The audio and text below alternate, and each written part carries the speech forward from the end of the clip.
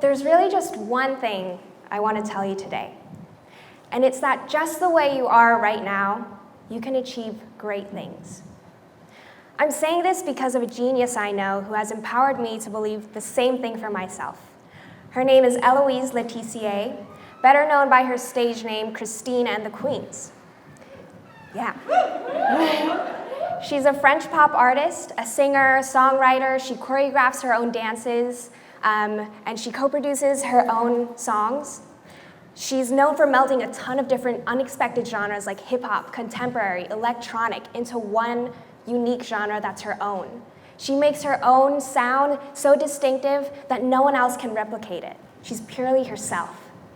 She likes to call herself a 5'2", angry little French thing. But when you see her perform on stage, you don't think about her height.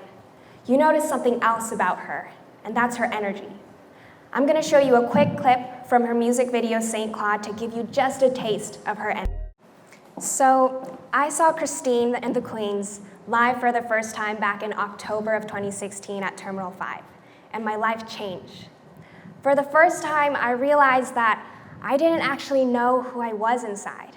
I never truly accepted my creativity and my dreams that I had for myself until I saw Christine perform her dreams on stage. Growing up, I'd been used to people telling me who I was before I even had a chance to define for myself who I wanted to be. People would say, oh, she's the quiet one. She's that shy girl. Erin, you're too silly. You're so into selfies. You're so Asian. You're so American. You're so short, you have such a flat face. You don't have enough experience. Actually, you have too much experience. People just have so much to say about me, I didn't even know who I wanted to be. So when I saw Eloise Letitia perform her dream of being a powerful, fearless, genderless, androgynous entity that is Christine and the Queens, I realized that that's genius to me, is to be exactly who you dream to be despite the unrelenting storm of noise around us. So my name's Erin Kim, but I now have a stage name, and her name is Agnes. And Agnes is an international spy that I've always wanted to be. She recently had her selfies featured at an art show for the first time. She writes her own songs, she goes to jazz clubs and sings at open mics. She's editing her first magazine, and she even asks people out on dates. And most of all, Agnes is me, without the boundaries. But recently, Agnes was put to the test. On the internet, I found a whole thread of haters making fun of me. People pulled selfies that I was putting on my Twitter account and visually juxtaposing my face, comparing me to Kim Jong-un. They called me a slut, a selfie-loving attention whore. One person said that my mommy and daddy must be so proud to find that their daughter loves to travel the world looking for dicks to suck. At first, I laughed at the ridiculousness of how fast and how far people could stray from the truth. Because if you really knew me, you'd know that sex makes me very anxious, so I'm not traveling the world for dicks.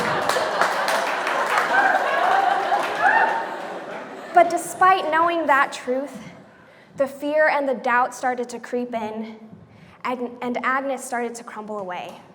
And Erin started to question her whole life again. Am I really just that ugly? When people look at me, do they just think of another Korean who looks like Kim Jong-un? Am I so pointless that my purpose in life is to be a topic of entertaining, degrading discussion? But then I remembered something that Christine said in an interview. She said that the best way to embrace haters is to remember that they actually give you something. They give you energy. So to use that energy as a fuel. You're like a superhero now who's getting shot, but with each hit, you're only getting bigger and better and stronger. And that's what a genius would do. And that's what that genius told me to be even more of my bravest, vulnerable self, to be more of Agnes. So every day, now I wake up excited to see how brave and how badass Agnes can be, and how far she'll take me, and how far she'll take you. Because Agnes can't exist by myself alone. She exists because of the energy that you share with me and the energy that we all share with each other. When I saw Christine perform, I knew that that was genius because for the first time, I was myself. And I want both my haters and my lovers to know and remember that we all come from some kind of a same source. We're made of the same blood, the same flesh. We all have a genius inside of us. So that's what genius is. But I'll warn you, this path to genius is going to take a lot of vulnerability because you have no fakeness to hide. You're so purely yourself. But when you live this story, you're giving yourself and other people the strength to live uniquely on this planet together. We belong here, you and me. Genius is empowering ourselves. Genius is when I let myself be so purely me, where I've chipped off the rust, where I've ripped off the dust and the mounds of hate and doubt that have stacked on me, to remember that my spirit and your spirit is made of pure gold. Thank you. Yeah, so the question was about my upbringing. Well, when people ask me where I'm from, that's actually such a hard question, and I hate it because growing up, I've moved around so much. I lived in New Jersey, Korea, I went to high school in Seattle, so I don't feel like I'm from one place, and I think that has a lot to do with why I felt like I never knew who I was, because I would hop to every new place and people would judge me, and I was always the new kid, so I didn't know who I was because I was just like this awkward person being like, hi, I hope you like me. So that's kind of my upbringing, yeah. Another round of applause for Erin. Thank you.